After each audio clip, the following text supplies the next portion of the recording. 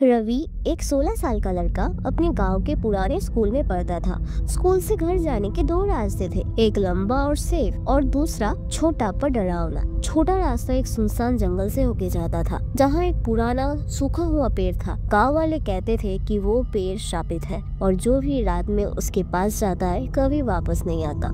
एक दिन स्कूल से लेट निकलने की वजह से रवि को वो छोटा रास्ता लेना पड़ा। जैसे ही वो जंगल के अंदर घुसा, ठंडी हवा चलने लगी। हर तरफ अजीब सी खामोशी थी। जैसे ही वो पेड़ के पास पहुंचा, उसका दिल तेज धड़कने लगा। अचानक उसको ऐसा महसूस हुआ कि कोई उसको देख रहा है। रवि ने अपनी स्पीड बढ़ाने की कोशिश की, पर उसके कदम बढ़ ही नहीं रहे थे। अचानक पेड़ की शाखाएं हिलने लगी, बिना किसी हवा के। एक हल्का सा हंसने की आवाज सुनाई दी, जैसे कोई उसका मजाक उड़ा रहा हो। कौन है वहाँ?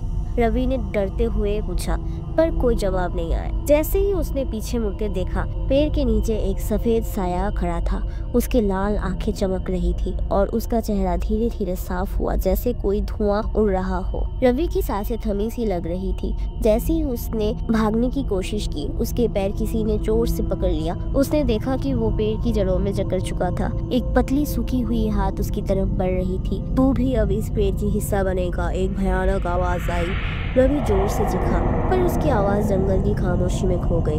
अगली सुबह रवि का कोई पता नहीं चला। गांव वाले कहते थे कि जो भी उस पेड़ के सामने जाता है कभी वापस नहीं आता। वो हमेशा के लिए उस पेड़ में समा जाता है। उसकी आत्मा उस पेड़ के जड़ों में कैद हो जाता है और समा जाता है। तभी तो आज भी जब हवा चलती है, पेड़ से किसी की चीखों की आवाज सुनाई देती है, शायद किसी नए शिकार की तलाश में।